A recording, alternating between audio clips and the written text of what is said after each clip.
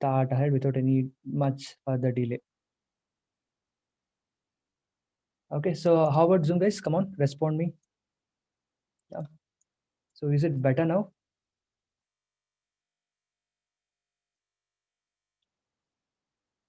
Good, that's great. Oh, that was one hell of a ride, right? Haha. Okay, so no issues, no problem, and we are back again. So we're back with action. Okay, so let us begin without any further delay.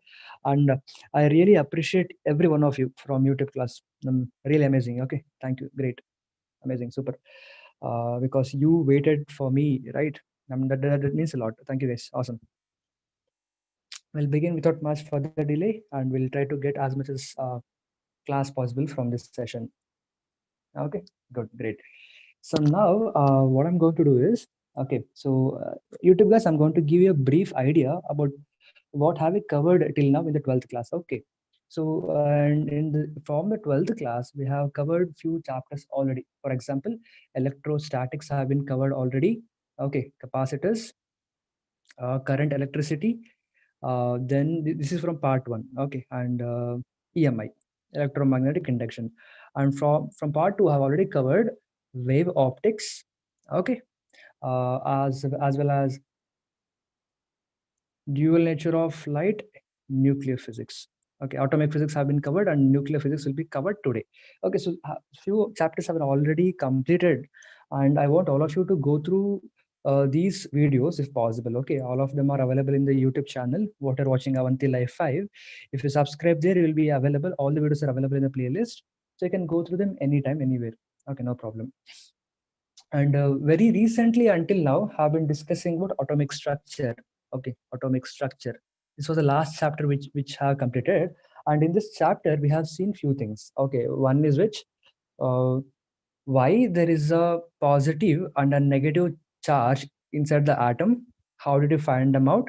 Different atomic models, the Plum-Pudding model, Bohr's atomic model, and atomic spectrum, right? And emission, excitation, we have seen all of this. Okay, that was covered in the last class.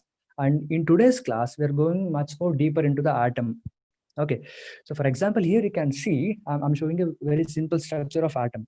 Okay, so in this simple structure, we have already learned about the particular electrons. Okay, so what will be the radius of the electrons? Okay, what is the velocity of the electrons? What is the energy of the electrons? How do they interact with each other? What are the different orbits we have discussed? Okay, wave optics. Sorry, Prashant. Okay, yeah.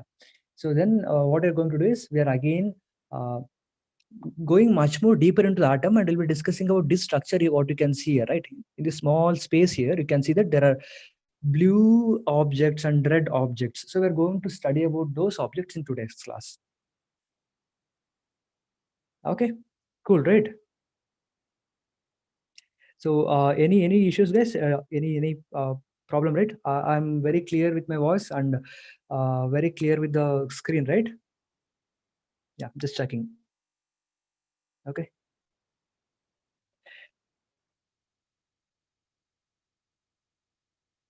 Yeah, good, better. So okay, guys. So now let us understand. Okay, so let me give you a brief idea about this small structure, what I can see here. And this small structure, what I can see here is called as nucleus. It is called as nucleus of an atom. Okay, so we know that now atom consists of different structure. What is atom made up of? Okay, yeah, according to Dalton's model, we have seen in the last class that Dalton told that atom is not divisible, but Rutherford told that atom is divisible, and he found out that atom was made up of positive protons, and negative electrons. Later on, James Chadwick in the year 1932 discovers a neutral particle, and he names it as neutron. Okay, he names it as neutron. How did he discover? So, guys, do you remember when when a charged particle Q is moving from left to right with velocity v? Okay, so there is a charged particle Q has some velocity v. Okay, if I place this charged particle inside the magnetic field, imagine there is some magnetic field here. Okay, magnetic field B in this particular area. And what will happen? This charge is going to experience a force which is equal to QVB sin theta. Right, QVB sin theta. Do you remember this, guys?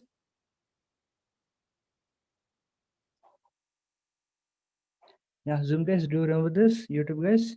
Yeah, great. Yes. So what's going to happen is, imagine if I have a positive charge. Okay, so let me take a positive charge, and this positive charge plus q is moving from left to right with velocity v, and it is placed in a magnetic field B. Okay, so then what's going to happen is, this charge, blue color positive charge, is going to experience plus qvb sin theta of force. Okay, and let me take another situation. I'm going to take a negative charge. Negative charge is moving instead of positive charge. Now, this negative charge is going to experience a force minus qvb sin theta, because charge is minus q now.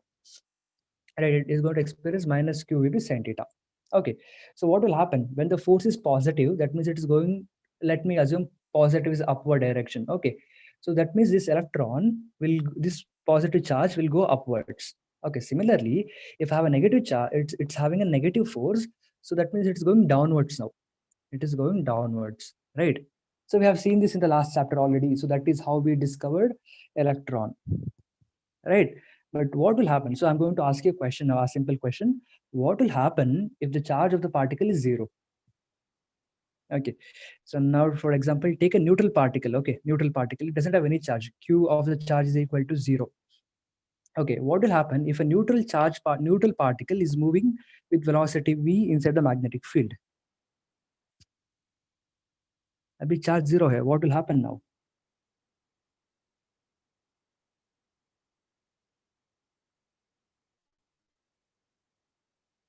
Any guesses? Any idea? Exactly. So what's going to happen is, since the charge is equal to zero, if a substitute q is equal to zero, 0 into any number will be equal to 0. Therefore, the neutral charge is not going to experience any force. It's going to experience zero force. That means it doesn't accelerate or it doesn't change the direction. Rather than it will move in a straight line, undeviating. Right? It's going to move in a straight line. That's correct, Bhargav, Hari Prasad, Gagan, as well as Sandeep. Very good. So simple. If it is a positive charge particle, it's going to experience positive force. That means an upward force. If it is a negative charge particle, it will be opposite to the positive force. If the charge particle, if the particle doesn't have any charge, it's going to move in a straight line. It moves straight, right? Same thing. So James Chadwick did one simple experiment. Okay, he took the alpha particle. You remember alpha particle, guys? So he took alpha particle. Okay, and he sent those alpha particle on a beryllium sheet. Okay, there was a beryllium metal sheet, and he collided this alpha particle on the beryllium sheet. Then he saw few particles, few different kind of particles which were not deviating. They were moving in a straight line. Okay, imagine if it was a positive charge part, if this blue was a positive charge particle, it was supposed to go up if it is positive. And if this blue was a negative charge particle, it was supposed to go down. But it's moving straight. Then Chadwick concluded that this particle which I get from this particular reaction is not a charged particle, because it doesn't have any charge and it's moving straight line. And later on, he named his charges as, he named this particle as neutron. Okay, this reaction is not important, but I'll tell you what's happening in this reaction. Okay, so he took the alpha particle. Helium. What is alpha particle? Alpha particle is nothing but helium atom. Okay, so alpha particle is nothing but an helium atom, He24, and this helium atom was collided with the beryllium atoms. Okay, and a new particle was observed in the laboratory, and that particle was called as neutron, because it was not deviating, zero deviation when it was placed in the magnetic field.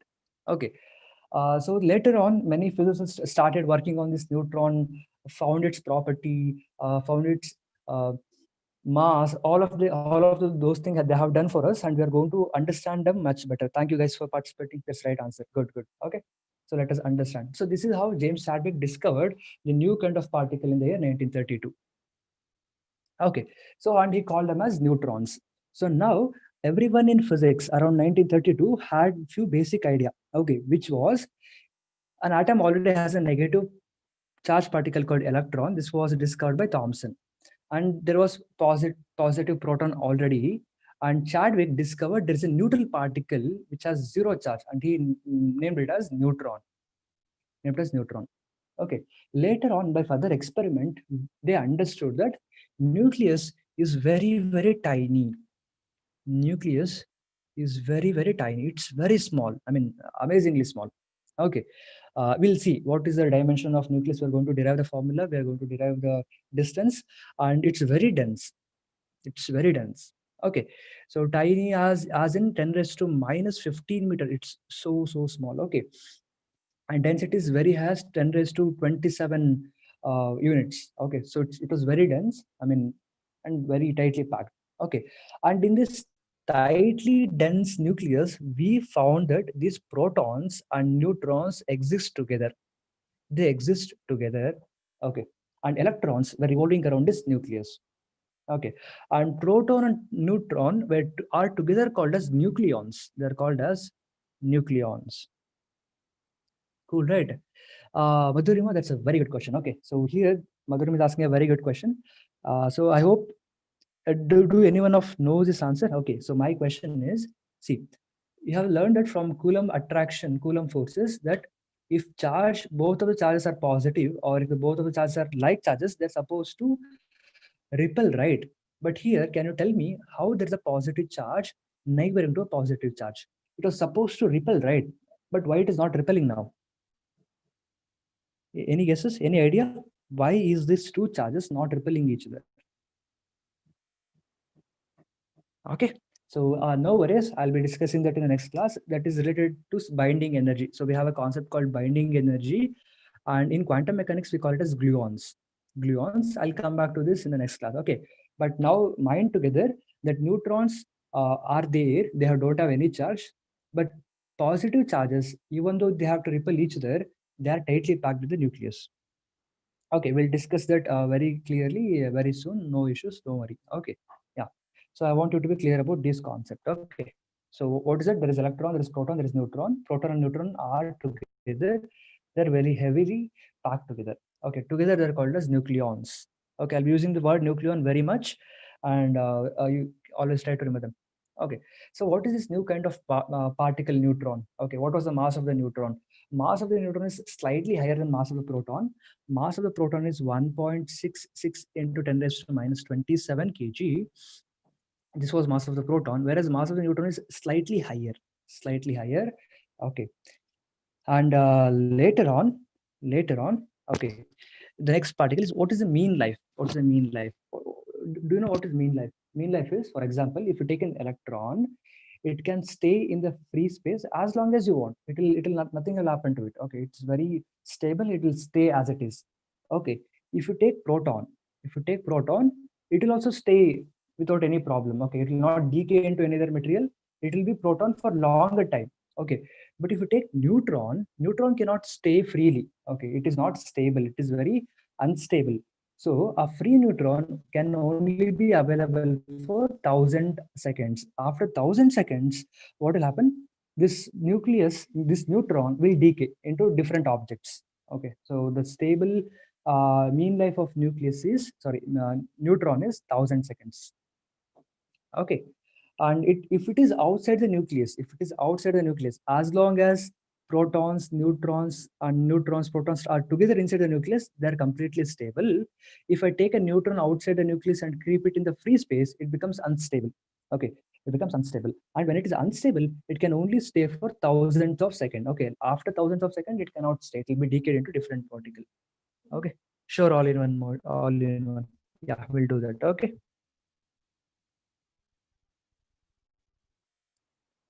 Yeah.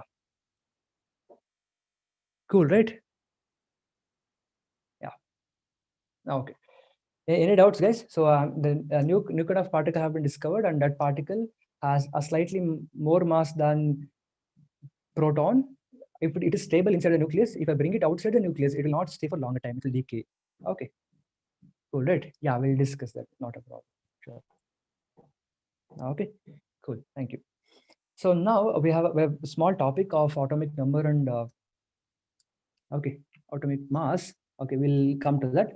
So have you noticed that I was writing helium? I told that alpha particle Alpha particle is nothing but an helium nucleus, right? So I'm writing alpha particle as He24.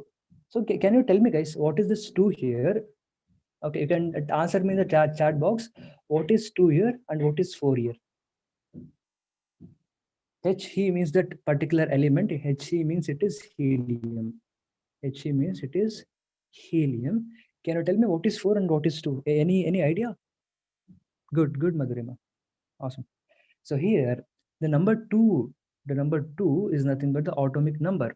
This is written as atomic number, and 4 is the mass number, atomic mass number. Okay, so we are going to study about these 2 variables in much more detail. Okay, that's correct. Yes, awesome. Good, guys. Good. Okay. So now I'm going to define one thing called atomic number. Okay, for example, let me take the helium nucleus and let me draw it. Okay, so there is 2 proton in the helium nucleus and there are 2 neutrons. Okay, there are 2 neutrons in the helium nuclei. Okay, how many protons do I have? I have 2 protons. And how many neutrons do I have? I have 2 neutrons. Okay, so what is atomic number? Atomic number is the number of protons denoted by letter Z. Okay, atomic number is given by an alphabet Z, and it denotes me. If the atomic number is 2, that means there are 2 protons. If the atomic number is 97, as for uranium, that means there are 97 protons. Okay, cool, right? Good, guys. Good for answering. Okay, and similarly, if I add all of them, if I add number of protons plus number of neutrons, then I'll get atomic mass number A. Okay, the total number of protons plus neutrons together called as nucleons, right? Together called as nucleons will give me the total mass number. Okay, so you might consider, sir, why are you considering only proton and neutron, sir? Why are you not considering electron? Because to consider mass of an atom, you should also consider electron. No, sir. Yes, but I'll neglect them because electrons are 1,000 times lighter. They are very, very light. Electrons are very, very small. Okay, so you imagine if this is electron, proton and neutron will be such big. Okay, so that is why I'm going to neglect the electron. Okay, so the number of protons gives me Z. The number of proton plus neutron gives me atomic number A. Cool, right? Okay, so now let me give you a question. Okay, and I want you to tell me the answers. Okay, see here. Okay, let me explain this. If I take the carbon atom, carbon has 6 protons, carbon has 6 neutron, as well as carbon has 6 electrons. 6 electrons. So how do I write this? I write this as C612. Okay, because 6 is nothing but it is the atomic number. This is the atomic number Z. There are 6 protons, so I written 6 here, and there are 6 plus 6, 12 nucleons. There are 12 nucleons. So the mass will be 12 here. Okay, which will be atomic mass number A, which will be 12. Okay, so this is how we write. Yeah, that's correct, Pratik. Electron we have to neglect because they're very light. Okay, cool, right? So now I want all of you to tell me. Okay, I want all of you to tell me this particular answer here. Okay, so give me a second. Yeah, so if the nucleus of gold is denoted by AU 79 197, find the number of protons, electrons, and neutrons. I'm waiting for your answers. Okay.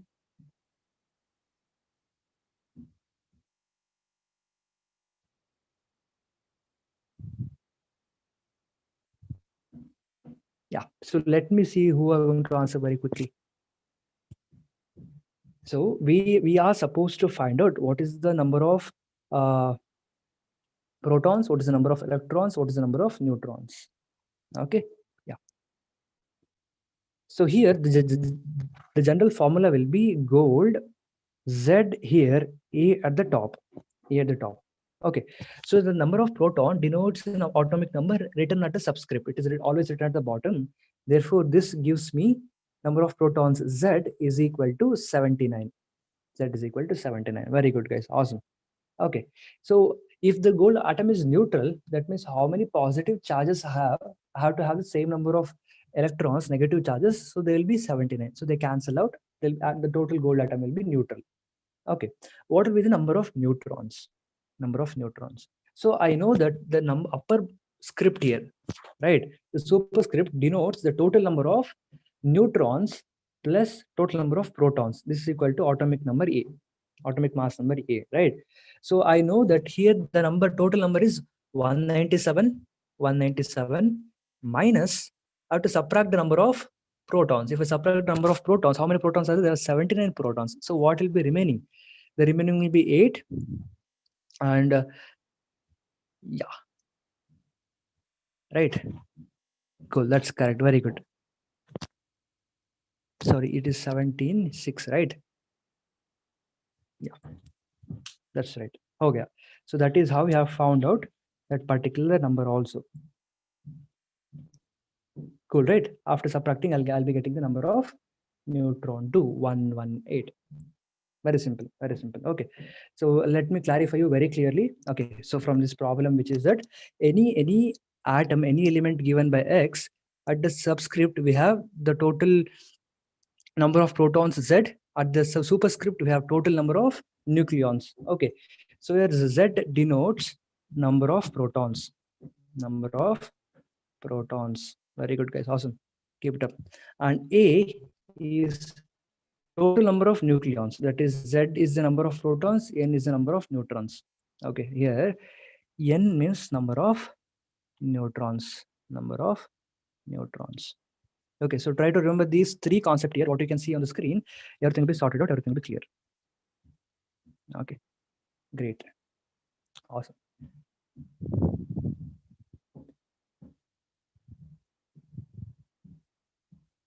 Okay, so moving on to the next topic here. So now when I come to atomic mass, as I already told you, when I'm talking about atomic mass, atom may, we will be having all the three, right? We'll be having all the three: proton, neutron, electron. Therefore, atomic mass will be sum of mass of proton plus mass of neutron plus mass of electron. Okay, when I consider the atom, I have to consider all of them: mass of proton plus mass of neutron plus mass of electrons will be equal to atomic mass. Okay, if I just consider the nuclei, when I'm just considering nuclei, I'll be just considering proton plus neutron. I'll be considering only nucleons. I'll be neglecting the electron because it is outside the nucleus. It is orbiting outside, right? Yeah, cool. So now one more thing which should be very clear is, okay, so when I write this general formula, XZA, okay, Z here gives me the number of protons. Okay, you have to be very clear about this, number of protons. And A will be equal to number of protons plus number of neutrons, the upper wala, nucleons, right? This is total nucleons. So the total mass here. So you should be very clear about this. If you are clear about this, shall I move on to the next topic, guys?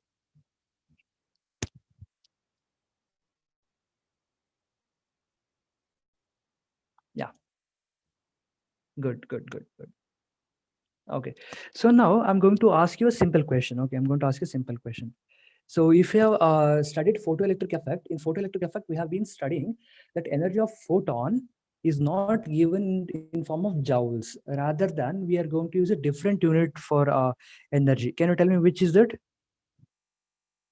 Energy of photon.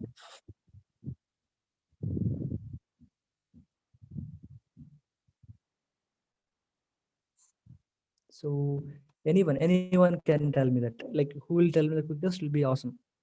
Okay, so for example, what I'm trying to say, or what I'm trying to give you an idea is, in the last chapter we have studied photoelectric effect. In that photoelectric effect, whenever there is some light here, some photon here, that photon was given as E is equal to, energy was given as E is equal to h nu. Okay, and instead of using joules, we are using a different unit called electron volt. Very good, awesome. We're using electron volt, right? So we're using this because if I use joule for the atomic scale, I'll be getting a very small number, very small number. It will be 10 raised to minus 18 joules. It will be 10 raised to minus 17 joules. They're very small. So I was using electron volt to understand.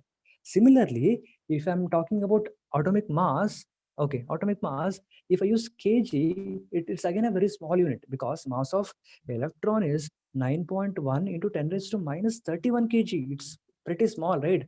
And mass of proton and neutron will be at the order of 10 raised to minus 27 kg. They're very small. It's completely small, right? So we are going to use a different unit. Okay, so can anyone of you guess what is the new unit which we can use here? Okay, you have already learned it in chemistry. Okay, any idea? Yeah. So here we are going to use a different unit to measure mass. Instead of kg, kg is boring because it's very tiny. So I'm going to use a different unit here called as atomic mass unit. Atomic mass unit. Okay, and atomic mass unit is very, very small. But while I write atomic mass unit, everything will be comfortable. Okay, because notice here, we are going to define atomic mass unit as, I'll take carbon atom. Okay, I'll take the carbon atom. Okay, so we know that carbon atom has 6 protons, 6 neutron, and 6 electron. Electron I can neglect because it's very, very small, right? I'll neglect it. I'm just taking 6 protons, 6 neutron. Why did I take carbon atom? You can ask me, sir, why carbon, sir? Why not any other? Because carbon is very abundant. Carbon is very abundant, right? Carbon is in our body also. Carbon is everywhere. Hydrocarbons, fossil fuels, our body. When you burn coal, you get carbon. When you burn wood, you get carbon. Diamond is nothing but carbon. So carbon is very abundant. So we're going to use carbon for this. Okay. So how I'm going to define atomic mass? It's very simple. I'll take the total weight of this carbon atom, divide by number of nucleons. So there are 12 nucleons. So I'll divide it by 12. Very simple. Okay. So one atomic mass unit is denoted by the letter U. 1 U is equal to mass of one carbon 12 atom divided by number of nucleons, 12. Okay. So atomic mass of carbon was determined experimentally. After determining experimentally, I'm going to divide by 12. Therefore, one atomic unit will be equal to 1.66 into 10 raised to minus 27 kg. Okay. 10 raised to minus 27 kg. So how I'm going to use this? For example, imagine you get that mass of some lithium nucleus. See, lithium nucleus is equal to, they'll give you in the question that it is 3.32 into 10 raised to minus 27 kg. Okay, so imagine this is a given parameter. Okay, that mass of the lithium atom is 3.22 into 10 raised to minus 27 kg. Okay, so what I can do is, instead of writing in this lengthy way and very mathematically complicated way, what I'll do is I'll divide this by this constant here, 1.66, right, into 10 raised to minus 27 kg. I'm going to divide by this. Okay, so when I divide this, when I go through this and I'm going to divide, what will be getting? I'll be getting, okay, 1.66, right? Yeah, I'll be getting 1.93, and then I'm writing it as atomic mass unit. Instead of kg, I'm going to convert this whole term into atomic mass unit. Okay, it's very simple. If you want to convert kg, into atomic mass unit, you divide that kg by atomic mass unit U. Okay, simple. Okay, cool. Right. Remember this. Okay, it's not much of a tough concept, I hope. Okay, yeah. So Hari Prasad, we are studying nuclear structure, bro. Okay, yeah, good, right? So am I clear about atomic mass unit, guys? Atomic mass unit is defined as the total weight of carbon atom divided by 12. Okay, and I'm going to get a number called 1.66 into 10 raised to minus 27 kg. So I can convert any nuclear mass into atomic mass. So it will be very helpful for me to calculate as I go ahead. Okay, so now I'm going to ask you 2 questions. Okay, we'll solve 2 numericals and we'll go ahead. Okay, if mass of argon gas is equal to 28 into 10 raised to minus 27 kg, what is its mass in atomic unit? Yeah, cool. So let me see who will fill this blank very quickly. Yeah, so it's very simple. How do I do this? Let me help you out. Okay, so 28 into 10 raised to minus 27 kg, it's very small number. I don't want to write this all the time. So what I do is I'm going to divide this by the one atomic unit. One atomic unit is 1.66 into 10 raised to minus 27. Right, very simple. So when I do this, I'll be getting the whole thing in the atomic unit. So 28, you can use calculator, no problem. 1.66. So I'll be getting this as 16.86, 27 minus 27 minus 27 cancelled, atomic mass unit, or I can write as U. AMU also, you can also write it as AMU, or you can also write it as U, not a problem. So therefore, mass of argon will be 16.86 U. Okay, so this is very easy to write, right? Yeah, cool, no problem. That's correct, Nandini. Good. Okay, yeah. So later on, we can interconvert this. Okay, you can interconvert this. For example, if they give you, if helium has a mass of 4 atomic mass units, it has a mass of 4 atomic mass unit, 4 AMU.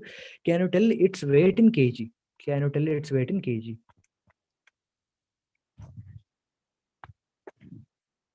Yeah, very simple, right? So to convert kg into atomic mass unit, I have to divide, but now I'll be multiplying it. Very simple, right? So I'll multiply 4 into 1 atomic mass unit is equal to 1.66 into 10 raised to minus 27. That's all. Okay, 4 into 6, 1.6. How much will be 4 into 1.66? Okay, 6.64. 6.64 into 10 raised to minus 27 kg is the mass of helium nucleus. Okay, okay, so that is how simple we are going to do this, and try to remember it as much as possible. Okay, so I hope you are clear with the conversion of unit.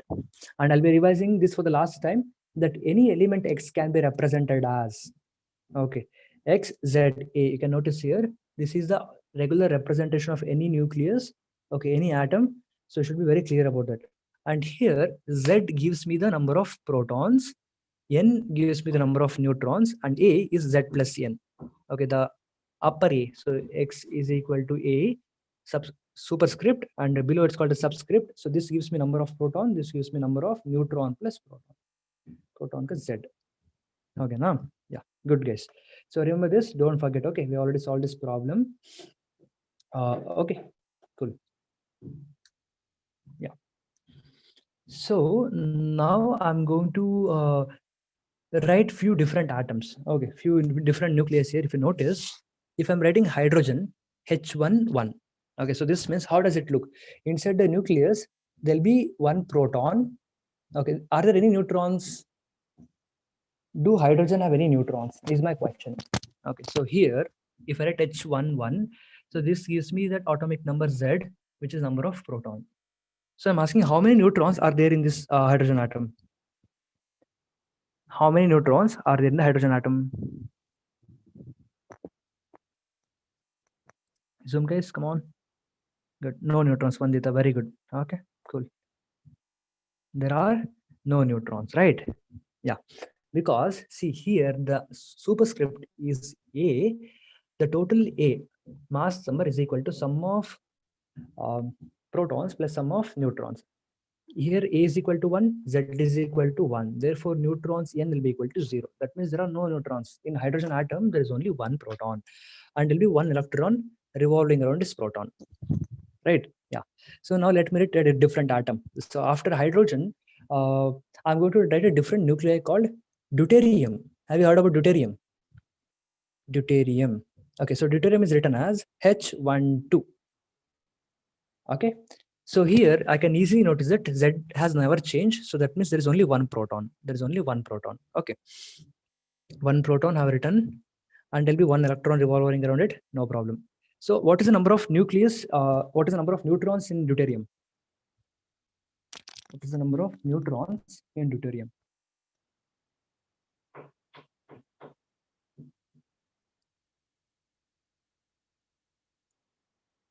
Yeah, that's right. Very good. Good, good. So what's going to happen now is, that's great, guys. Very good. So here, the superscript here, if you notice, the total atomic mass number A is equal to Z plus N, and A is written as 2 here. It's given as 2, and atomic number is 1. Therefore, neutron N will be equal to 1. There are one number of neutrons. So along with proton, in our hydrogen atom, we are going to have a new guest called a neutron.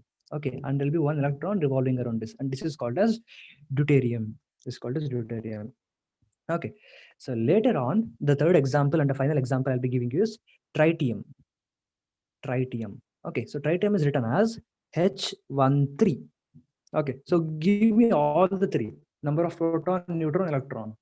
Yeah, together in the order of proton, neutron, electron. Yeah, so I want you to find all of these three. What is the number of neutron plus proton plus neutron and electron? Yeah.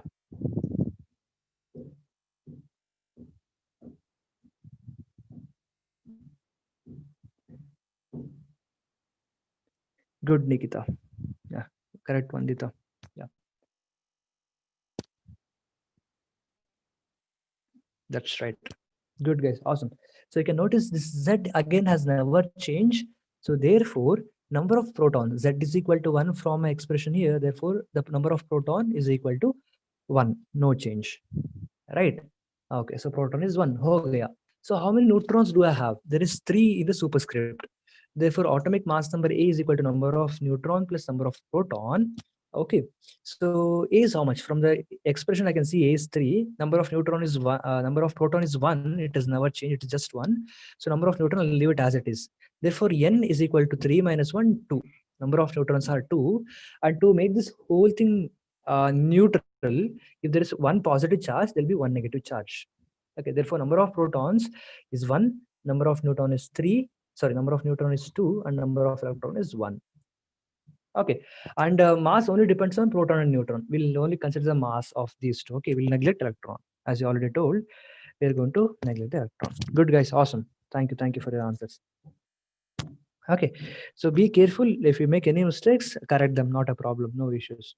Okay, and I'll tell you why this chapter is much beautiful and why I like this chapter a lot is, yeah, of course we had a bad start, we had a technical issue at the beginning, but I'm going to promise you that this chapter will be the one of like most interesting chapter, at least for me, because see it, when this deuterium combines with one more deuterium or it combines with one more tritium, okay, under very high temperature and high pressure, at high pressure and high temperature, if both of these nucleus combine together, they are going to release a tremendous amount of energy.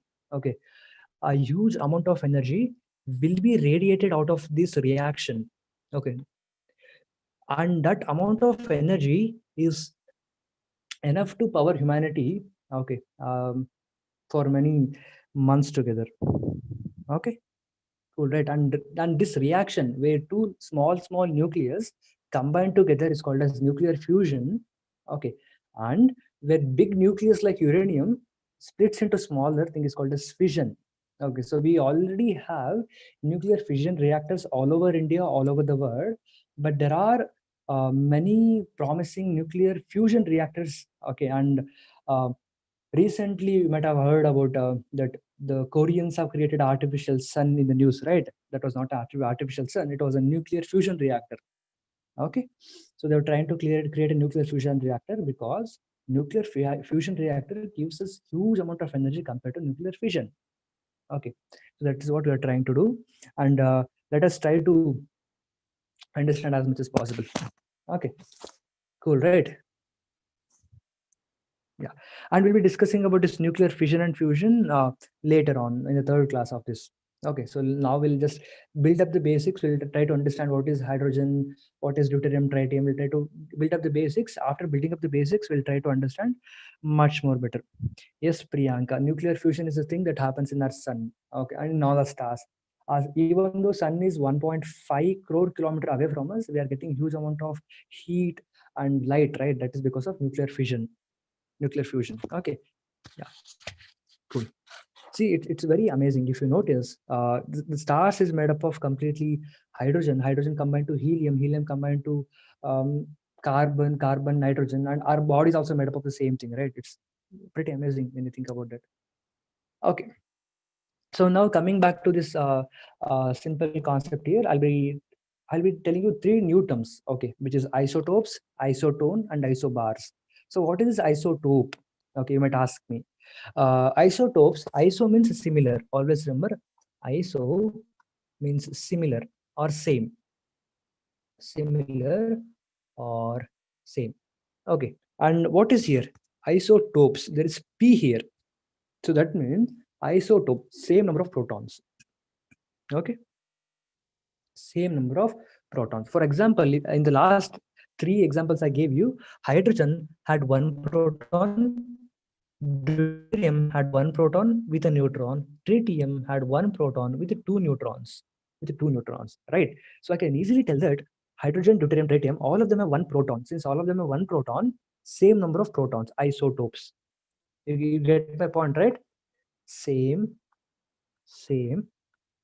protons. So same is iso, protons are rated as isotopes. Number of protons are same.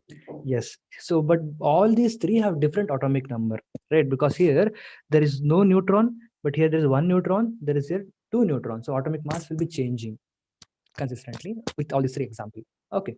And I have one more new term called isotone. Isotone. Can you guess what is isotone? I might have already guessed it, right? Isotone. So I have an alphabet of N here. So iso is same. N means neutrons. So same number of neutrons. Okay. And here I have an example. Okay. Mercury 8098, gold 79, 197. So see, I know that A is equal to N plus Z. Right, I'm going to check number of neutrons. Okay, therefore N is equal to A minus Z. This will be my expression. Okay, so let me do it for the first case for mercury, Hg. So in Hg it is given as number of neutrons equal to what is A? A is 198. A is 198 minus what is Z? Z is 80. Z is 80. So what I'll get? I get 118. I get 118. So when I do it for the gold, notice again for gold N is equal to A minus Z. What is A? A is 197. 197 minus what is Z? Z is 79. Z is 79. So what do I get? I get 118. So both of these two nuclei have same number of neutrons. So they are called as isotones. That's correct, Nandini. John, that's correct. Yeah. So they have same number of neutrons. So they are called as isotones. Cool, right? And the last term which I'm going to tell you is isobars. Isobars. Okay, if they have same number of the same mass number A. For example, notice here A is equal to 3 for hydrogen. This is tritium, and for helium again it is 3 here. In such case, both of them have same mass number. Okay, same mass number. So they're called as isobars. They're called as isobars. So three things here. Isotopes. When I say isotopes, you can easily note that there is P here, so number of protons are same. Whenever I say isotones, okay, isotones, N is here, so the same number of neutrons. Whenever I say isobars, okay, you have to tell, acha, both of them are same. So in protons plus neutron, the total mass is same. Total mass is same. Am I clear about this, guys? Any issues? No, right? Okay, good. Okay, so remember them, remember all of them. Okay, so now let me give you our example here. Okay, so you need to tell me whether the three examples what I'm writing here is isotone or isotope or isobar. You have to tell me. Okay, can we also say isobar at constant pressure?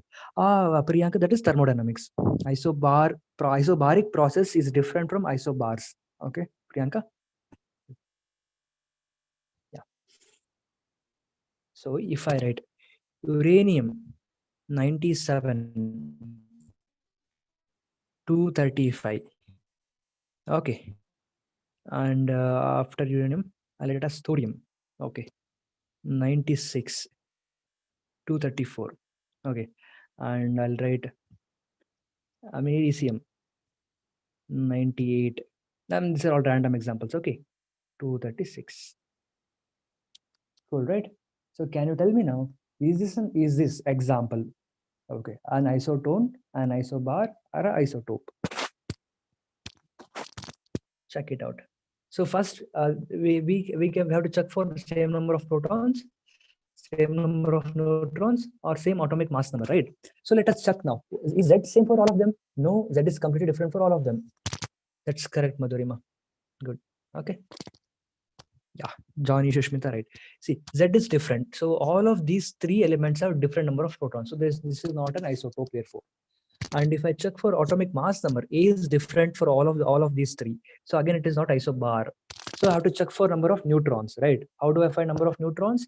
Number of neutrons, we already know atomic mass number is equal to neutrons plus protons, or neutrons is equal to mass minus number of protons. Cool, right? So let us do it for every example here. What is A? 235 minus what is Z? 97. Okay, so what is 235 minus 97? 235 minus 97 gives me 138. Gives me 138. So number of neutrons is 138 here. Same thing here. We'll subtract this. 234A minus Z is 96. What do I get? I get 138. Okay. And again, if I subtract 98 from 236, I again get 138. So all of them have same number of neutrons. So it is an isotone. It is an isotone. Okay. So I hope all of you will remember this. Very simple concept. Nothing to worry out. Okay. A minus Z is equal to N. That's correct, Johnny. Cool, right? Awesome, bro.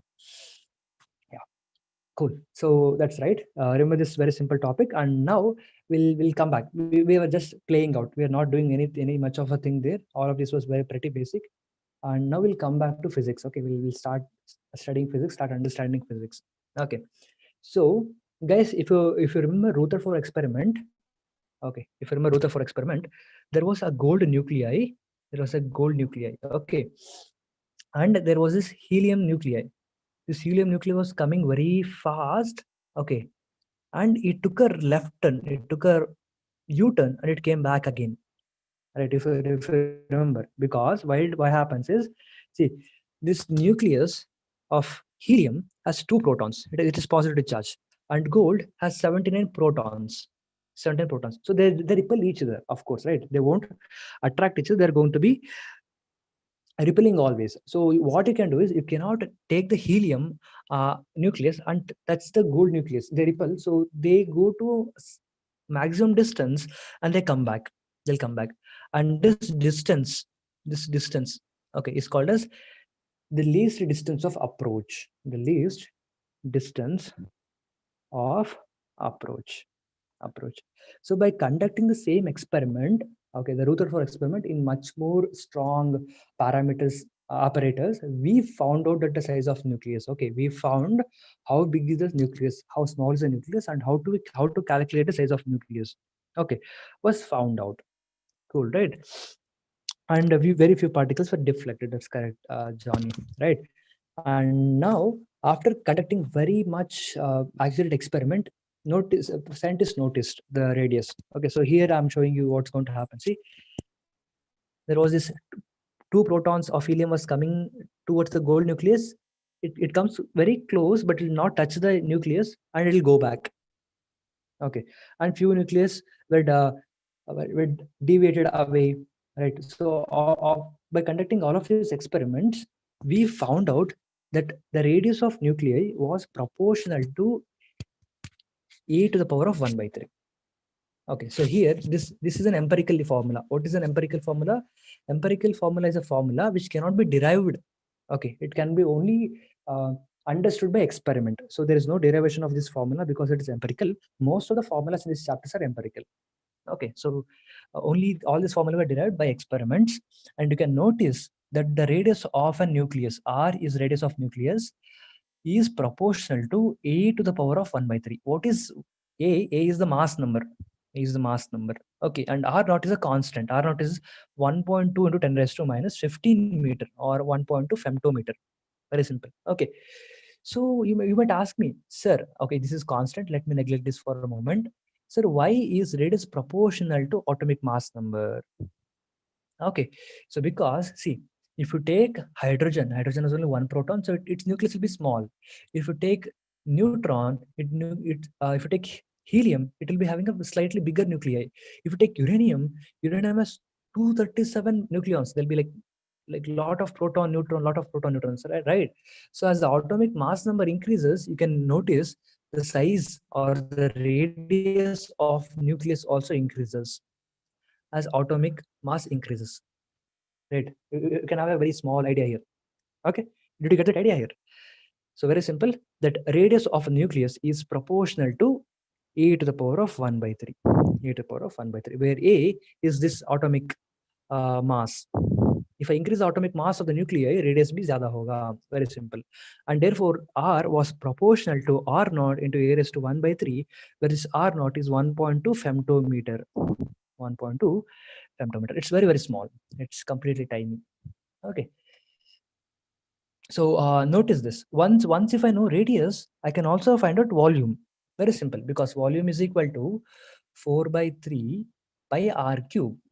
Therefore, volume of the nucleus will be equal to 4 by 3 pi into what is the R here? R is R naught A to the power of 1 by 3 atomic mass to the power of 1 by 3 cube, R cube. I'm cubing it whole, okay? So I'll 4 by 3 as it is, pi as it is. Here R naught cube, and A to the power of 1 by 3 into 3 becomes A. Okay, so this will be the volume of nuclei.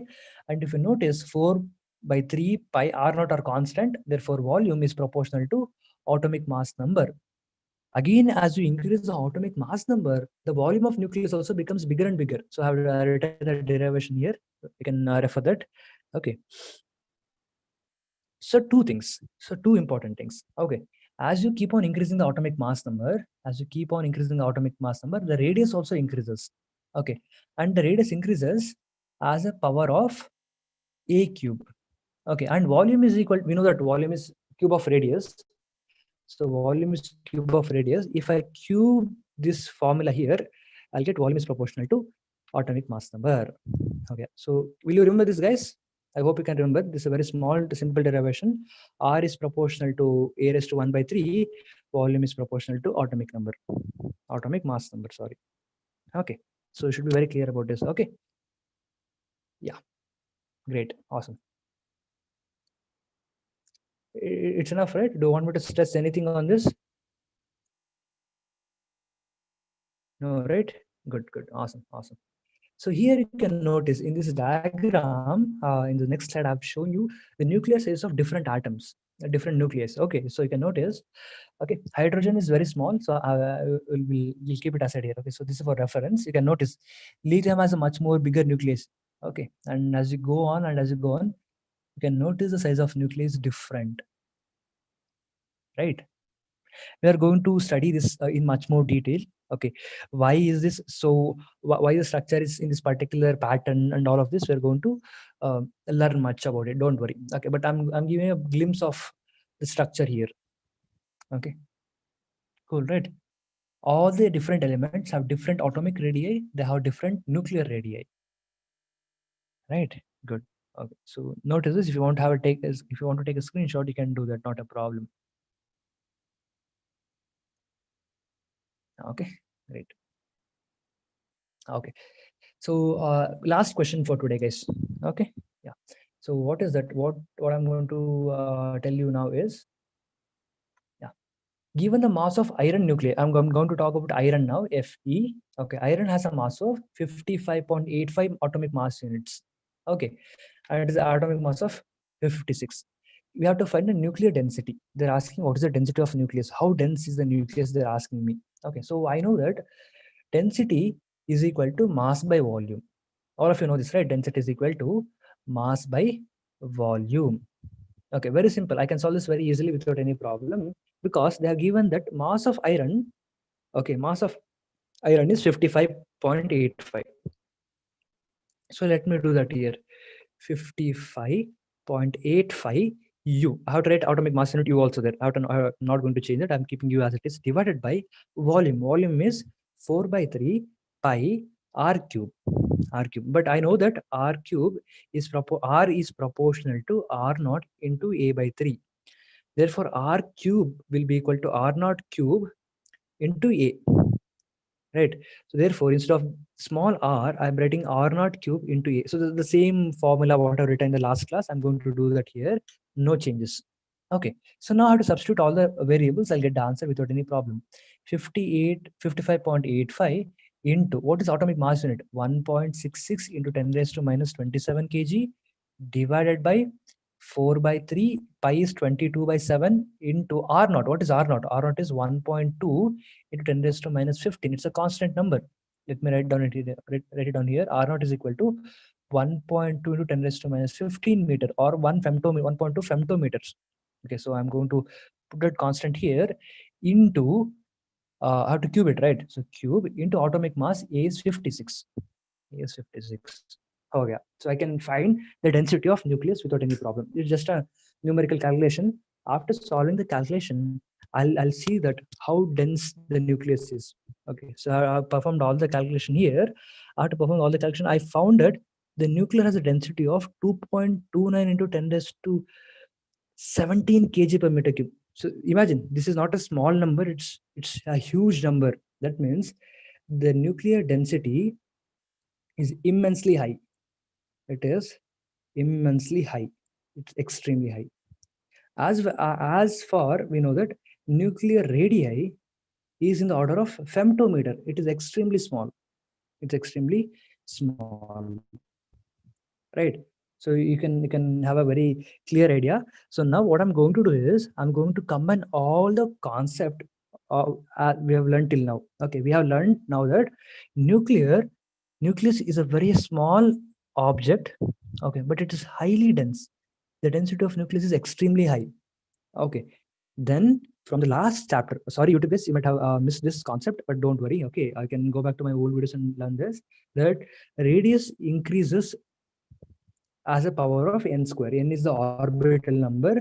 So first radius is 1 square, second radius is 4, 2 square 4, third radius is 3 square 9. Okay, it is much more farther now. So that was a very bad circle, right? So let me change the circle now. Okay, so the second orbit, the third orbital will be 9, 3 square 9. It is much more farther away. And 16, the fourth orbital is much farther away, right? It's very far now. It's extremely far. Okay, so this is how an atom looks like. The nucleus is extremely tiny at the small, and this is the first orbit for electron. This is the second orbit for electron. This will be the third orbit for electron. Okay, so what is the basic assumption to take R is proportional to cube root of E? Okay, yeah, okay, Madhava, I'll be explaining that. Okay, so hope this is clear. Okay, the basic concept, the institutional idea is, as you increase the atomic number, okay, as you increase the atomic mass number, kya hoga? You'll be adding more number of protons, you'll be adding more number of neutrons, neutron, they'll be adding, right? When you're adding more number of protons and neutrons, what will happen to the nucleus? Nucleus also becomes bigger and bigger. Nucleus is in this form of spherical shape, right? It will be in the form of spherical shape. So its volume will be increasing. Therefore, you can easily say that volume is proportional to A. Madhava, notice here, okay, you can say that volume is proportional to A because as I put more number of nucleons, volume zyada hoga, mass bhi zyada hoga, volume bhi zyada hoga, right? And volume can be written as 4 by 3 pi r cube.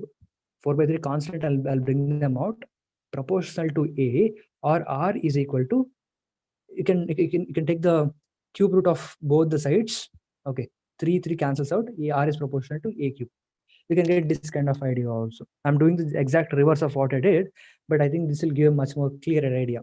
As you keep on increasing the mass, volume zyada hoga. If volume is increasing, therefore the radius increases as a 1/3 power of atomic number. Okay, right? Yeah, good.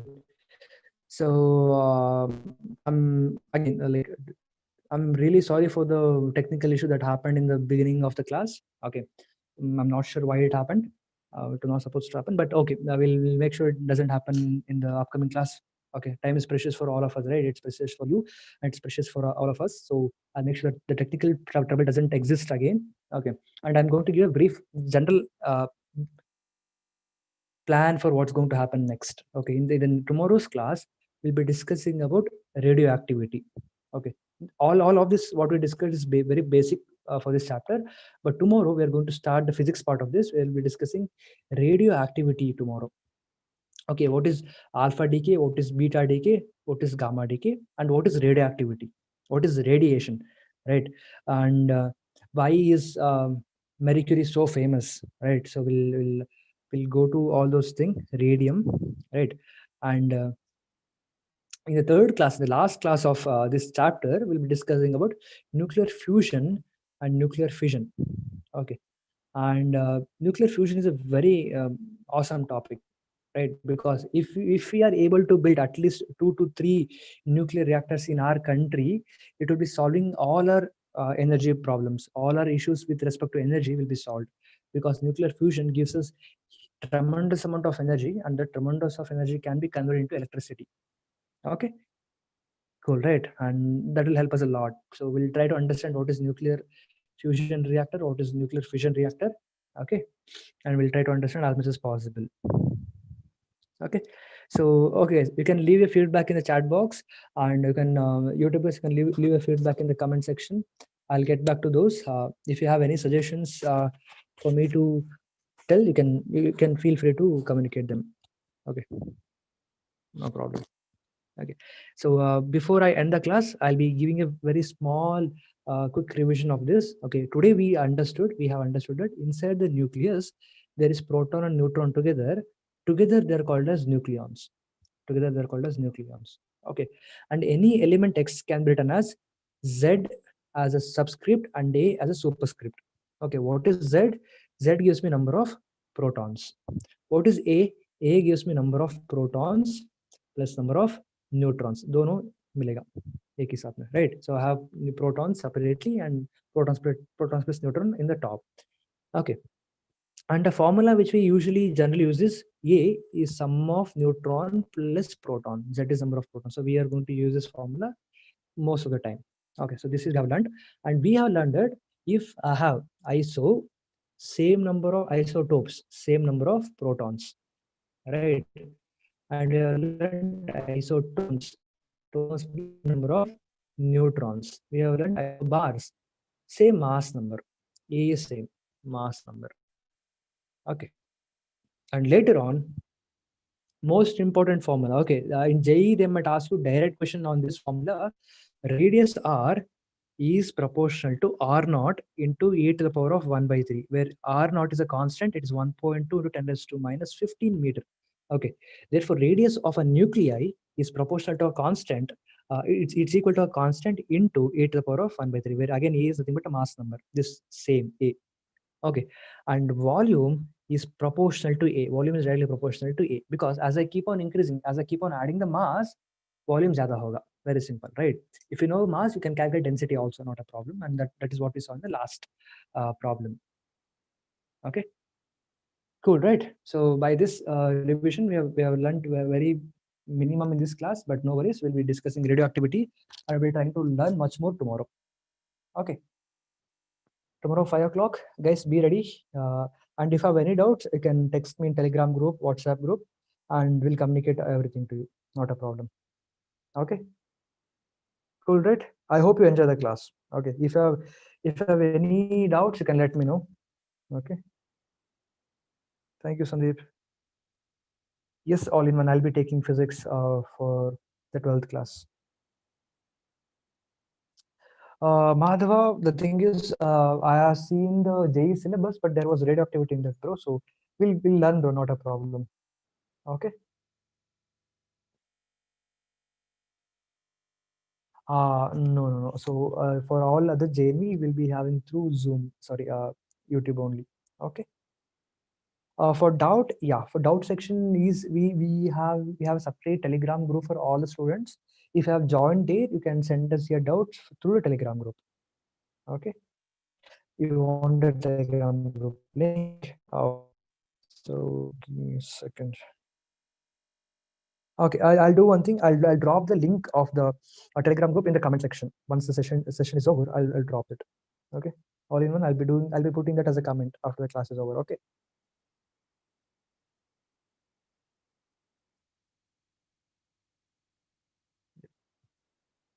Cool, guys. So Zoom guys, sorry that coming back to all of you.